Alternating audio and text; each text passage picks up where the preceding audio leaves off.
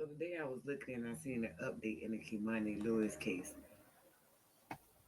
So y'all, this girl grandmama done went to court.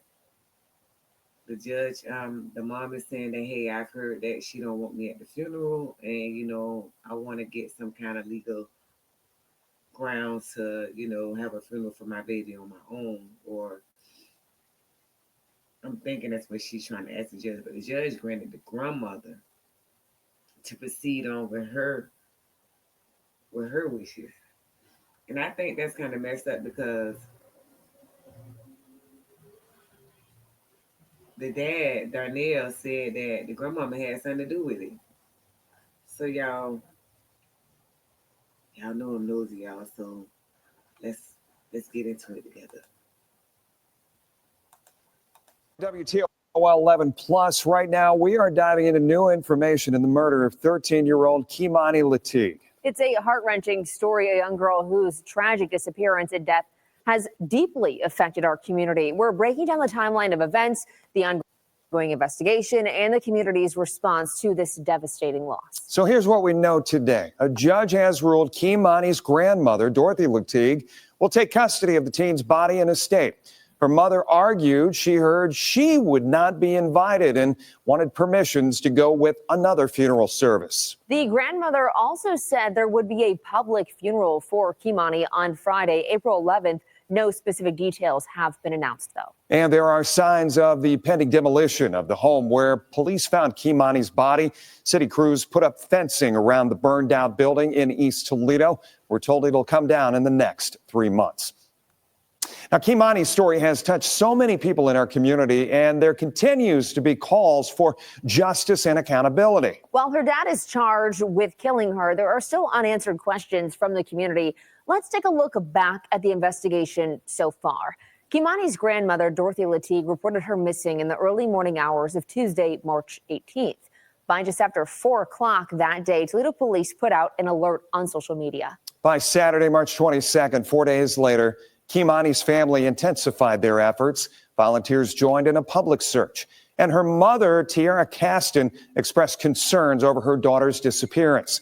It would be 2 days later, on Monday, March 24th, that police would find Kei'Mani's body inside a burned-down house in East Toledo. The man identified as her father, Darnell Jones, would be charged with murder that night. The next day, Tuesday, March 25th, Columbus police spotted Jones in Shorten North. Body camera video shows Jones appear to reach for a gun. Officers shot him multiple times. Columbus police say he's still in the hospital and has yet to appear in court. Then Thursday, March 27th, Lucas County commissioners voted to form a task force to look into Lucas County Children's Services. The goal, according to Commissioner Pete Gerken, to restore trust between the community and Children's Services in response to Kei'Mani's death. Now, we learned just today there will be a public funeral for Kei'Mani on Friday, April 11th. Her grandmother, Dorothy Latigue, said in court that her family is working with Dale Riggs Funeral Home.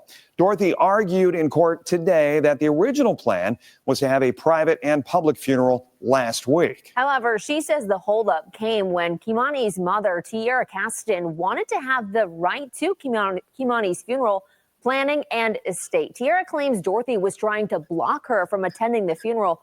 Ultimately, the judge granted Dorothy the right to proceed. And how long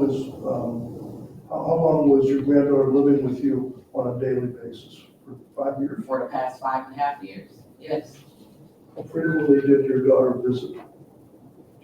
We haven't seen her collectively since her 11th birthday, which was 2022. And my other daughter went to Cleveland to pick her up. Other than that, she claimed she had no transportation to even come to the birthday party.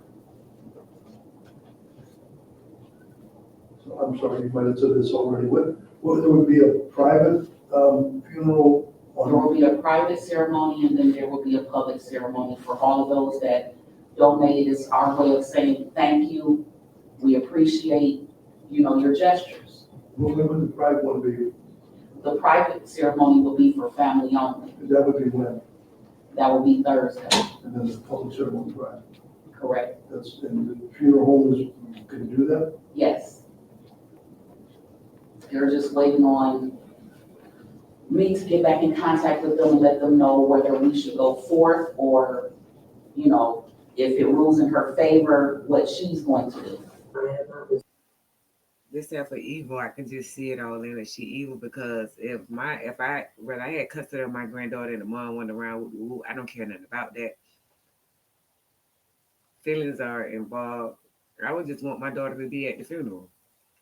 Ain't no way I'm gonna be trying to have a private service on a Thursday that I know my daughter ain't coming to, and then she can go to the one on Friday with the rest of the community, the people that don't even know her. Come on now. Decided in support, in 12 years. I left because of the strain between me and my mother. As I said before, I was under the impression by other family members that have been in contact with her that I was not to be invited to my daughter's funeral procession. I have been threatened not by my mother, but by my sister, who has been steadfast, sticking to my mother. And that's okay, I don't mind their relationship at all. But I have been threatened by my sister during this whole thing. As in a lot of situations where many people aren't getting along really well, we hear different comments about things that aren't relevant to what we're doing here. But my focus today is on the statute and the items that the court's to consider. And the ones that stand out the most are close personal relationship and the reasonableness and practicality of any plans the person has for disposition. And convenience of family members and other friends wishing to pay their respects to the declarant. And based upon those three factors, it's clear to the court that the application for right of disposition filed by Dorothy Latigue shall be granted. So the court will issue a entry within the next hour or so, and so we'll get that to the funeral home, and we will proceed to get this child laid to rest. See, and the daughter is clearly uneducated. Not saying that Dorothy is educated, but Dorothy probably has some legal advice to, because once you go in court, the judge don't care about like the mom and the dad, the mama, the daughter, the sisters, and all of them don't like each other. He care about law. So what the daughter should have said was, Judge Honor, it has been some accusation that my mom had something to do with this, and that's and on those grounds alone, I wouldn't want to be around her or want her to, you know, it's all about law when it comes to the judge. So she kind of said the wrong things in court. And that probably got a lot to do with why the judge granted the funeral service for the grandmother to be over. Not just because she had custody, because they in court and the judge care about laws. And yeah, but let's watch the rest of the video. And I'm not saying anybody's right here or wrong, but I'm saying based upon the factors that I need to consider, those factors weigh in favor of you having the right disposition. Basically, a lot of it's a close personal relationship, and you raised this child. No further details have. Yes, she raised a child around a bunch of pedophiles and crackheads and pimps. Been released about the public funeral, just that there will be a private service for family on Thursday. That is not open for anyone else to attend. Then the public event will be Friday. We'll share details on that as soon as we get them here on WTOL 11 Plus and WTOL.com, along with our social media channels. Lucas County Children's Services says it is bound by state law what it can and cannot say. Director Randy Muth explained at a news conference today that he cannot release personal details or anything that could interfere with the criminal investigation. He did note that his agency serves 8,500 children and received 13,000 allegations of child abuse and neglect just last year. Now, Lucas County Children's Services is working with the state to make sure this case is handled properly. Children and family failed to us, so of course they're going to throw in the 8,500 other kids and 1,500 calls they get a day. Y'all felt this baby. Just say we felt the baby. As director of Lucas County Children's Services, I'd ask that you remember our staff as they go out into the community every day to provide services, safety, and supports to the complex dynamics of family need when social crisis occurs. I've seen how deeply this tragedy has affected them, and I thank them for their continuing compassion, work, and the heroism that they do every day. We're aware that the community is looking for answers. It's absolutely appropriate to do so, and the community is entitled to them. We want them too. To that end, we are conducting an internal review to see if anything could have been done or should have been done to prevent this tragedy. Immediately after I learned of Kei'Mani's murder, I asked the Ohio Department of Children and Youth, that's the state agency that has supervisory authority over all local county level child protection agencies, to conduct a formal on-site review of the services we provided this family and our policies, procedures, practices, and protocols as they were applied to this case. We'll be able to share the results of both of those reviews as soon as they're completed.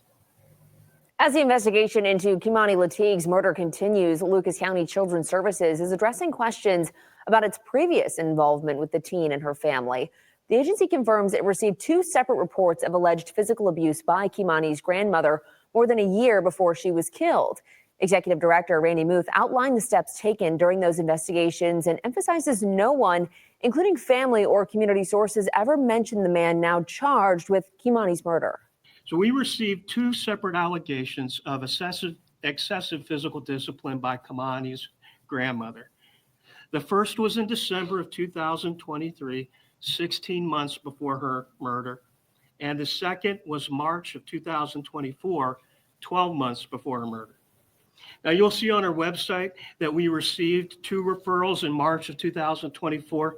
It's important to understand that those 2 referrals were made within hours of each other, and they related to the same event. So there were not 3 separate investigations. There were just 2, one in December of 2023, one in March 2024. Prior to those 2 referrals in December of 23 and March of 2024, the last involvement we had with Kei'Mani occurred in 2011 when she was an infant. Further, at no point in our involvement with Kei'Mani was there any mention of Darnell Jones by anyone in the family, by anyone involved with the family, or by anyone associated with the schools. Again, as I said, both investigations alleged that grandmother had used excessive physical discipline. Those investigations were initiated on the very same day that we received the calls. Both investigations involved reviewing the family record, including identified family members, speaking directly with the persons who made the reports, a physical inspection of the home and the living conditions, speaking with the child alone, speaking with collateral sources. These are people who know the family but don't live in the home, doing background checks, application of state-mandated family assessment and safety assessment tools, and then sending letters to the mandated reporters when our investigation was complete. In both investigations, both Kei'Mani and her grandmother stated that the household consisted of just them. Neither mentioned Darnell Jones, neither identified him as a father of the child, and neither said that he was a support for the child or the father. And again, none of the referral sources nor the collateral sources we spoke with ever mentioned a father nor mentioned Darnell Jones. No record exists which establishes paternity of Kei'Mani, not with Darnell Jones nor with any other person. There was, back in 2011, an alleged father who was excluded by genetic testing. Subsequent to that, though, there's been no efforts that we can discover to identify a father of Kei'Mani. At the conclusion of both those comprehensive investigations, a team decision was made where it was determined that it would be inappropriate to ask the juvenile court to remove Kei'Mani from her current caregiver.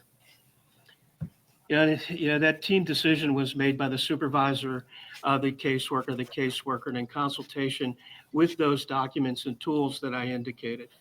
I think it's important to understand that almost no decision here at Lucas County Children's Services is made by one person alone.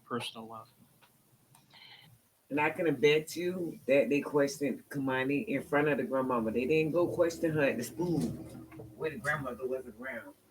they question her in front of the grandmother. And a lot of the times when they do that, the kids ain't gonna say what's really going on.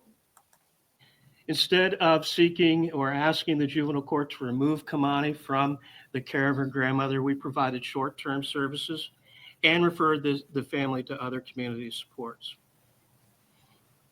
Again, our last referral of child abuse or neglect with respect to Kei'Mani was received on March 21st, 2024, more than 1 year prior to her murder.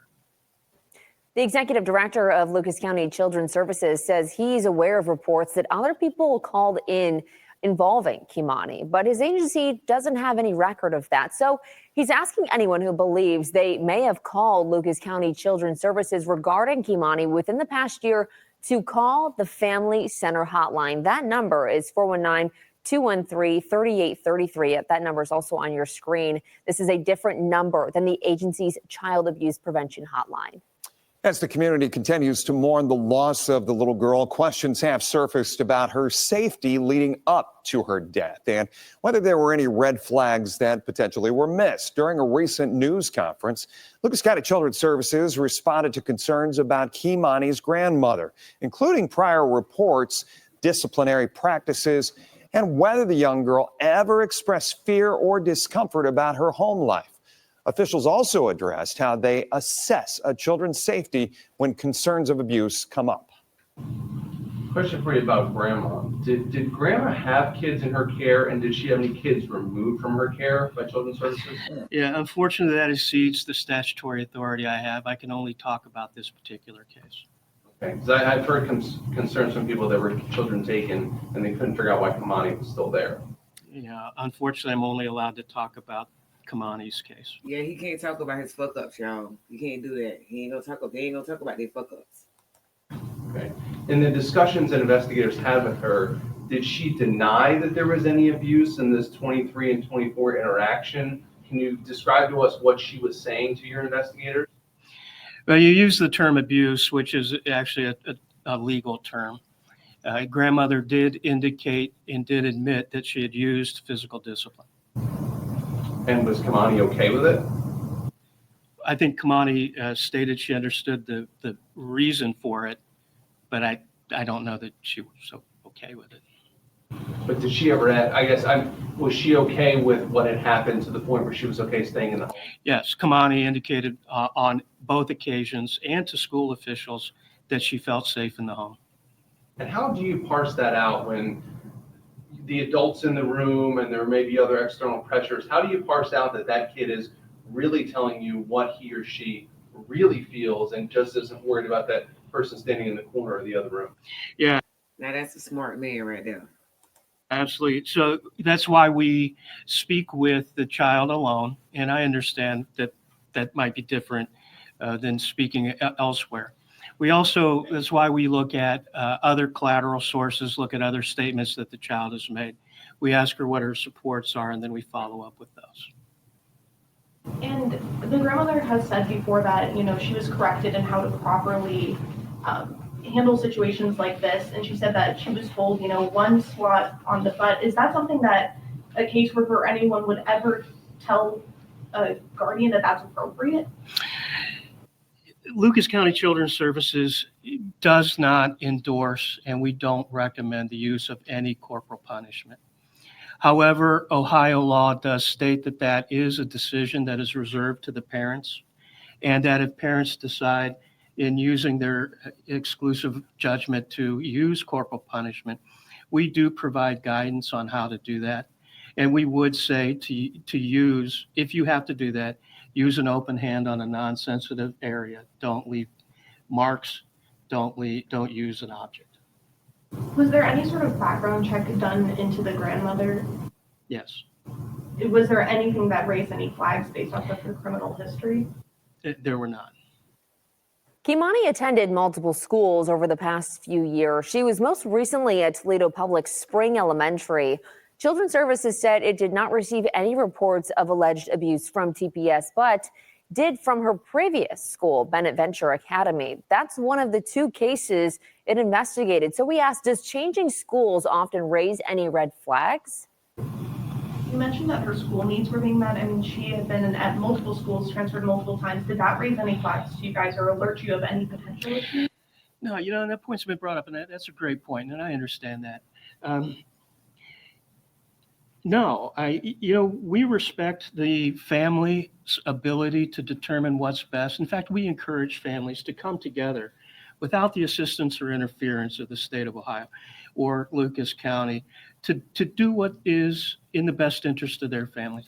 To do what's best for your caseload, to get to anything to make your caseload easier. So if she transferred school because the other school kept calling, y'all was okay with her transferring the kid. Y'all just didn't want to get no more reporters. We're not going to second guess whether a child has moved 2 times, 3 times, or 6 times. As long as the child educational needs are being met, then we trust the families to make those decisions. And can you also kind of discuss in just general terms what it takes or at what point a child is removed from a home? Yeah, well, anytime that we believe that the child is in imminent risk of physical harm, or, well, let me back up. So if we believe that, we have 2 courses open to us. We can make a determination as to whether we believe the family can and will work with us and ensure the safety of the children. If the answer to that question is yes, then we'll try to work with the family before going to court. If the answer to that question is no, that despite the reasonable efforts that we have made, this family or this child remains at risk, then we have to go to court.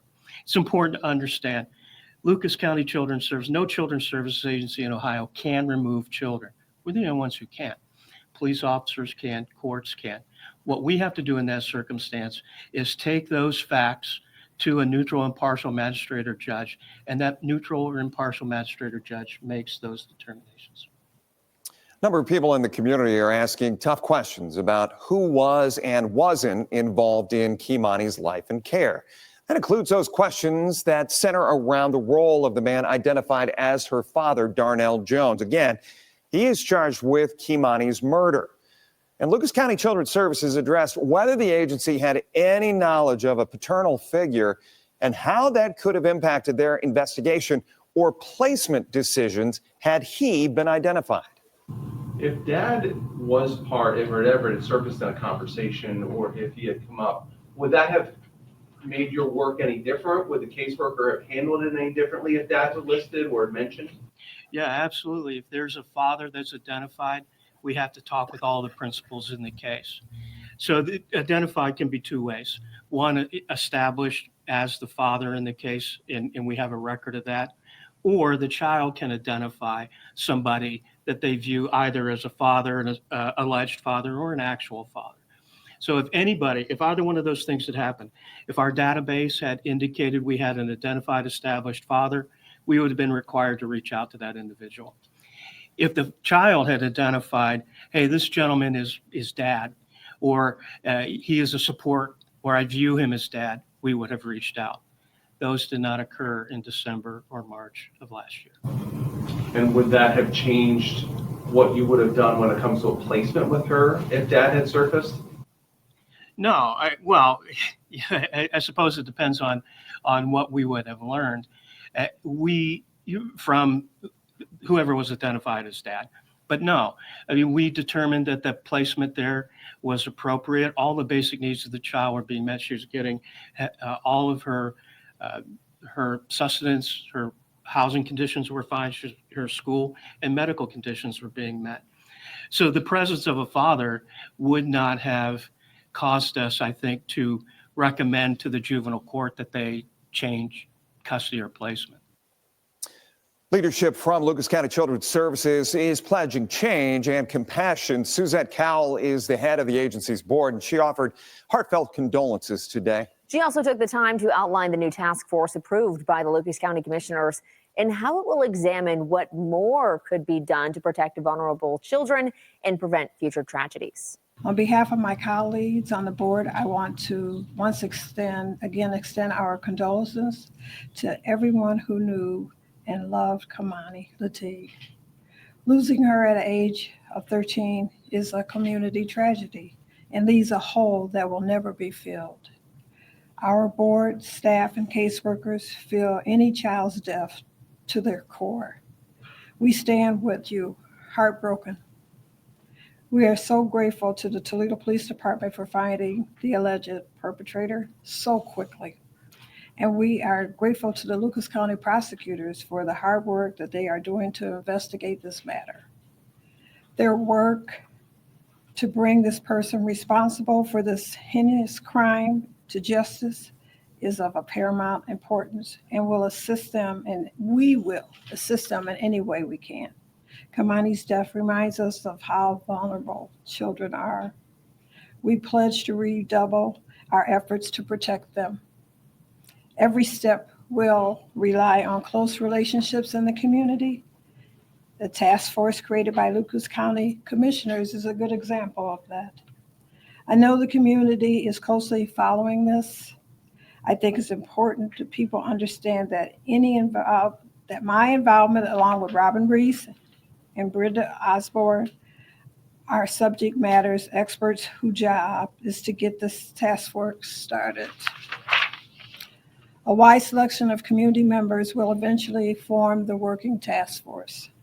The committee that you're working on in this task force, how much of the public is going to be involved? The three of you are kind of at the front of it right now. How much are you going to be hearing from the public? How much are you going to be including them in the task force? Honestly, we've been hearing from the public, just with our three names being mentioned, we have been hearing from the public. But Do you want the public involved in it? I'm sure, definitely. What is the tone? What are people saying to you? What are you getting from the public? That they're comfortable that we're looking into this, that there's going to be a task force established. I've heard positive things. Okay, y'all, it's kind of glitching. So, but basically what they're saying is that they finna look into all the choices that was made by CPS. We already know what's gonna happen. They're gonna cover up any wrongdoing CPS did, any failed attempts that CPS, didn't do. They're gonna cover it all up. The public would never know what's really going on behind closed doors, and it's sad. We've seen this with Nazaria Harris. We've seen this with other little girls before Nazaria. We've seen this with Kei'Mani Latigue. And we ain't finna stop seeing this because CPS have too many cases on their hand to handle. And instead of them hiring more people, they would have 10 workers handling 8,500 calls a year and 1,500 a day, whatever the man said. Come on, bro. The city has to do better. They failed Nazaria. We've seen that. They failed Kei'Mani. And it's funny because the houses that they go in and see these children got proper housing, schooling, medical for real, they give them the housing. Now when they come in and see the house dirty, unclean, mom ain't got no job, them the ones they really got a heart to help, have help anyways. It's sad. All you have to do is put a portrayal in front of them that the house clean, that everybody okay. And deep down inside could be the house of horrors. And they'll ignore it. We done seen this happen so many times. Again, you two, stay blessed and stay woke. Stay woke.